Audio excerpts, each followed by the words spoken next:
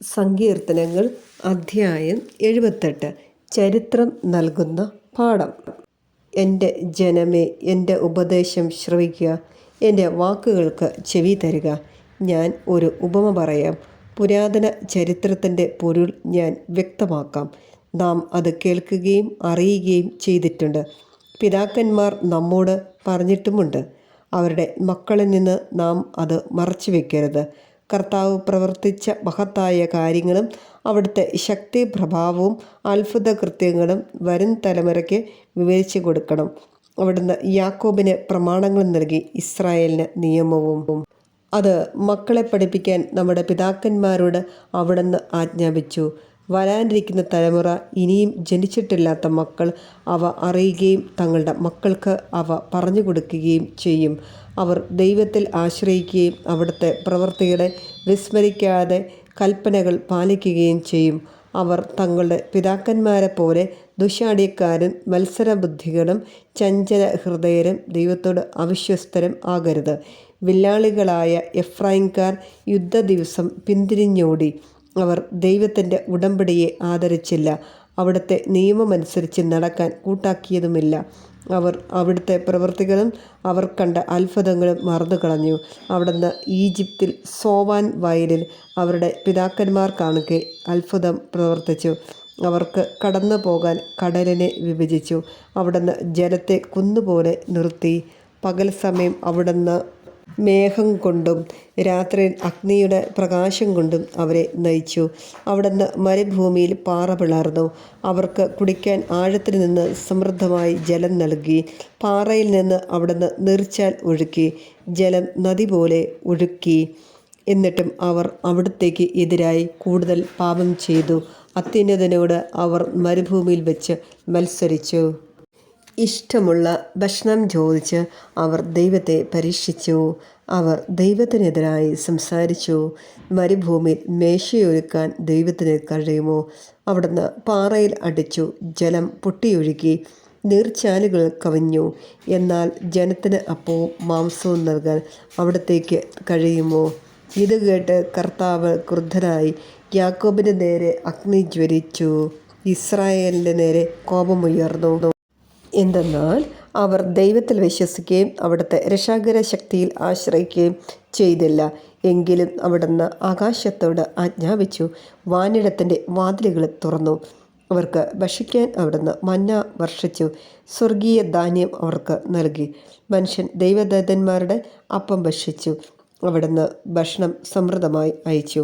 അവിടുന്ന് ആകാശത്തിൽ കിഴക്കൻ കാറ്റടിപ്പിച്ചു. അവിടുത്തെ ശക്തിയാൽ അവിടുന്ന് തെക്കൻ കാറ്റിനെ തുറന്നു വിട്ടു. അവിടുന്ന് അവരുടെ മേൽ പൊടി പോലെ മാംസത്തെയും കടൽ തീരത്തെ മണൽത്തരി പോലെ പക്ഷികളെയും വർഷിച്ചു.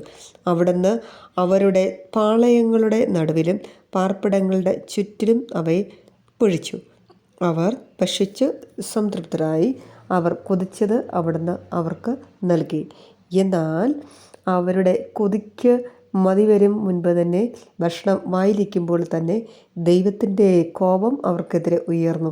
അവിടുന്ന് അവരിൽ ഏറ്റവും ശക്തരായവരെ വധിച്ചു, ഇസ്രായേലെ യോദ്ധാക്കളെ സംഹരിച്ചു. എന്നിട്ടും അവർ വീണ്ടും പാപം ചെയ്തു. അവിടുന്ന് ചെയ്ത അത്ഭുതങ്ങൾ കണ്ടിട്ടും അവർ വിശ്വസിച്ചില്ല. അതിനാൽ അവിടുന്ന് അവരുടെ നാളുകളെ ഒരു നിശ്വാസം പോലെ അവസാനിപ്പിച്ചു. അവരുടെ സംവത്സരങ്ങൾ ഭീതിയിൽ ആണ്ടുപോയി. അവിടുന്ന് അവരെ വധിച്ചപ്പോൾ അവർ അവിടുത്തെ തേടി. അവർ അനുതപിച്ച് ദൈവത്തെങ്കിലേക്ക് തീവ്രതയോടെ തിരിഞ്ഞു. ദൈവമാണ് തങ്ങളുടെ അത്ഭുതശീലയെന്നും അത്യുന്നതനായ ദൈവമാണ് തങ്ങളെ വീണ്ടെടുക്കുന്നവനെന്നും അവർ അനുസ്മരിച്ചു. എങ്കിലും അവരുടെ സ്തുതി കപടമായിരുന്നു. അവരുടെ നാവിൽ നിന്ന് വന്നത് നുണയായിരുന്നു. അവരുടെ ഹൃദയം അവിടത്തോട് ചേർന്ന് നിന്നില്ല. അവിടുത്തെ ഉടമ്പടിയോട് വിശ്വസ്തത പുലർത്തിയുമില്ല. എങ്കിലും കാരുണ്യവാനായ അവിടുന്ന് അവരുടെ അകൃത്യങ്ങൾ ക്ഷമിച്ചു, അവരെ നശിപ്പിച്ച്. പലപ്പോഴും അവിടുന്ന് കോപമടക്കി തൻ്റെ ക്രോധം ആളിക്കത്താൻ അനുവദിച്ചില്ല. അവർ ജഡം മാത്രമാണെന്നും മടങ്ങി വരാതെ കടന്നു പോകുന്ന കാറ്റാണെന്നും അവിടുന്ന് അനുസ്മരിച്ചു.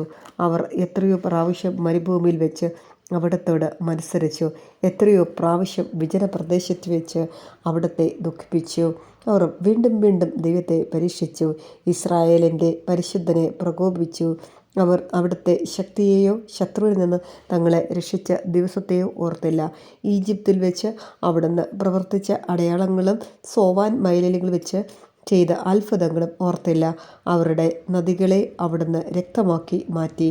അരുവികളിൽ നിന്ന് അവർക്ക് കുടിക്കാൻ കഴിഞ്ഞില്ല. അവിടുന്ന് അവരുടെ ഇടയിലേക്ക് ഈച്ചകളെ കൂട്ടം കൂട്ടമായി അയച്ചു. അവ അവരെ വിഴുങ്ങിക്കളഞ്ഞു. അവിടുന്ന് തവളകളെ അയച്ചു. അവ അവർക്ക് നാശം വരുത്തി. അവരുടെ വിളവുകൾ കമ്പിളിപ്പുഴുവിനും അവരുടെ അധ്വാനഫലം വെട്ടുകിളികൾക്കും വിട്ടുകൊടുത്തു. അവിടുന്ന് അവരുടെ മുന്തിരിത്തോട്ടങ്ങളെ കന്മഴ കൊണ്ടും സിക്കമൂർ മരങ്ങളെ ഹിമവർഷം കൊണ്ടും നശിപ്പിച്ചു. അവിടുന്ന് അവരുടെ കന്നുകാലികളെ കന്മഴയ്ക്കും അവരുടെ ആട്ടിൻകൂട്ടങ്ങളെ ഇടിത്തീക്കും ഇടയാക്കി. അവിടുന്ന് അവരുടെ ഇടയിലേക്ക് തൻ്റെ ഉഗ്രകോപം, ക്രോധം, രോഷം, ദുരിതം എന്നിങ്ങനെ സംഹാരദൂതന്മാരുടെ ഒരു സംഘത്തെ അയച്ചു. അവിടുന്ന് തൻ്റെ ക്രോധത്തെ അഴിച്ചുവിട്ടു. അവിടുന്ന് അവരെ മരണത്തിൽ നിന്ന് ഒഴിവാക്കിയില്ല. അവരുടെ ജീവനെ മഹാമാരിക്ക് ഏൽപ്പിച്ചു കൊടുത്തു. ഈജിപ്തിലെ കടിഞ്ഞൂലുകളെ, ഹാമിൻ്റെ കൂടാരത്തിലെ പൗരുഷത്തിൻ്റെ പ്രഥമ ഫലങ്ങളെ അവിടുന്ന് സംഹരിച്ചു. എന്നാൽ തൻ്റെ ജനത്തെ ചെമ്മരിയാടുകളെപ്പോലെ അവിടുന്ന് പുറത്തു കൊണ്ടുവന്നു. ആട്ടിൻപറ്റത്തെ എന്ന പോലെ മരുഭൂമിയിലൂടെ നയിച്ചു. അവിടുന്ന് അവരെ സുരക്ഷിതമായി നയിച്ചതിനാൽ അവർ നിർഭയരായിരുന്നു. എന്നാൽ അവരുടെ വൈരികളെ കടൽ മൂടിക്കളഞ്ഞു. അവിടുന്ന് അവരെ തൻ്റെ വിശുദ്ധ ദേശത്തേക്കും തൻ്റെ വലത്ത് കൈ നേടിയെടുത്ത പർവ്വതത്തിലേക്കും കൊണ്ടുവന്നു. അവരുടെ മുൻപിൽ നിന്നും അവിടുന്ന് ജനതകളെ തുരത്തി അവർക്ക് അവകാശം അളന്നുകൊടുത്തു. ഇസ്രായേൽ ഗോത്രങ്ങളെ പാളയങ്ങളിൽ പാർപ്പിച്ചു. എന്നിട്ടും അവർ അത്യുന്നതനായ ദൈവത്തെ പരീക്ഷിക്കുകയും അവിടുത്തോട് മത്സരിക്കുകയും ചെയ്തു. അവർ അവിടുത്തെ കൽപ്പനകൾ അനുസരിച്ചില്ല. തങ്ങളുടെ പിതാക്കന്മാരെ പോലെ അവർ ദൈവത്തിൽ നിന്ന് അകന്ന് അവിശ്വസ്തമായി പെരുമാറി. ഞാൻ അയഞ്ഞ വില്ല് പോലെ വഴുതി മാറി. അവർ തങ്ങളുടെ പൂജാഗിരികളാൽ അവിടുത്തെ പ്രകോപിപ്പിച്ചു. തങ്ങളുടെ വിഗ്രഹങ്ങളാൽ അവിടുത്തെ അസൂയാലുവാക്കി. ദൈവം ഇത് കേട്ട് ക്രുദ്ധനായി. അവിടുന്ന് ഇസ്രായേലിനെ പരിപൂർണമായി പരിത്യജിച്ചു. ആകയാൽ അവിടുന്ന് മനുഷ്യരുടെ ഇടയിലെ തൻ്റെ നിവാസമായ ഷീലോയിലെ കൂടാരം ഉപേക്ഷിച്ചു. അവിടുന്ന് തൻ്റെ ശക്തിയെ അടിമത്തത്തിനും അവിടുത്തെ ശത്രുവിൻ്റെ കരത്തിനും ഏൽപ്പിച്ച് കൊടുത്തു. അവിടുന്ന് തൻ്റെ ജനത്തെ വാളിന് വിട്ടുകൊടുത്തു. തൻ്റെ അവകാശത്തിന്മേൽ ക്രോധം ചൊരിഞ്ഞു. അവരുടെ യുവാക്കളെ അഗ്നി വിഴുങ്ങി. അവരുടെ കന്യകമാർക്ക് വിവാഹഗീതം ഉണ്ടായിരുന്നില്ല. അവരുടെ പുരോഹിതന്മാർ വാളിനിരയായി. അവരുടെ വിധവകൾ വിലാപം ആചരിച്ചില്ല. വീഞ്ഞു കുടിച്ച് അലറുന്ന വല്ലനെ പോലെ, ഉറക്കത്തിൽ നിന്ന് എഴുന്നേറ്റ പോലെ കർത്താവ് എഴുന്നേറ്റു. അവിടുന്ന് തൻ്റെ ശത്രുക്കളെ തുരത്തി. അവർക്ക് ശാശ്വതമായ അവമതി വരുത്തി. അവിടുന്ന് ജോസഫിൻ്റെ കൂടാരം ഉപേക്ഷിച്ചു. എഫ്രായിമിൻ്റെ ഗോത്രത്തെ തിരഞ്ഞെടുത്തില്ല. എന്നാൽ അവിടുന്ന് യൂദാ ഗോത്രത്തെയും താൻ സ്നേഹിക്കുന്ന സിയോൻ മലയെയും തിരഞ്ഞെടുത്തു. ഉന്നതമായ ആകാശത്തെ പോലെയും എന്നേക്കുമായി സ്ഥാപിച്ചിരിക്കുന്ന ഭൂമി പോലെയും അവിടുന്ന് തൻ്റെ ആലയം നിർമ്മിച്ചു. അവിടുന്ന് തൻ്റെ ദാസനായ ദാവീദിനെ തിരഞ്ഞെടുത്തു. അവനെ ആടുകളുടെ ഇടയിൽ നിന്ന് വിളിച്ചു. തൻ്റെ ജനമായ യാക്കോബിനെയും തൻ്റെ അവകാശമായ ഇസ്രായേലിനെയും മേയ്ക്കുവാൻ വേണ്ടി അവിടുന്ന് തള്ളയാടുകളെ മേയിച്ചിരുന്ന അവനെ വിളിച്ചു വരുത്തി. അവൻ പരമാർത്ഥ ഹൃദയത്തോടെ അവനെ മേയിച്ചു. കരവിരുതോടെ അവൻ അവരെ നയിച്ചു. ഞാൻ ഡോക്ടർ ബെസ്സി. ദിവസവും രാവിലെ 6:30 എൻ്റെ ഓഡിയോ ബൈബിൾ ലഭിക്കുവാനായി എൻ്റെ ചാനൽ സബ്സ്ക്രൈബ് ചെയ്യുകയും അനേകരിലേക്ക് ഇതെത്തിച്ചു കൊടുക്കുകയും ചെയ്യണമേ. ദൈവം നിങ്ങളെ സമൃദ്ധമായി അനുഗ്രഹിക്കട്ടെ. മനസ്താപ പ്രകരണം. എൻ്റെ ദൈവമേ, ഏറ്റവും നല്ലവനും എല്ലാറ്റിനും ഉപരിയായി സ്നേഹിക്കപ്പെടുവാൻ യോഗ്യനുമായ അങ്ങേക്കെതിരായി പാപം ചെയ്തു പോയതിനാൽ പൂർണ്ണ ഹൃദയത്തോടെ ഞാൻ മനസ്തപിക്കുകയും പാപങ്ങളെ വെറുക്കുകയും ചെയ്യുന്നു. അങ്ങയെ ഞാൻ സ്നേഹിക്കുന്നു. എൻ്റെ പാപങ്ങളാൽ എൻ്റെ ആത്മാവിനെ അശുദ്ധമാക്കിയതിനാലും സ്വർഗത്തെ നഷ്ടപ്പെടുത്തി നരകത്തിന് അർഹയായി തീർന്നതിനാലും ഞാൻ ഖേദിക്കുന്നു.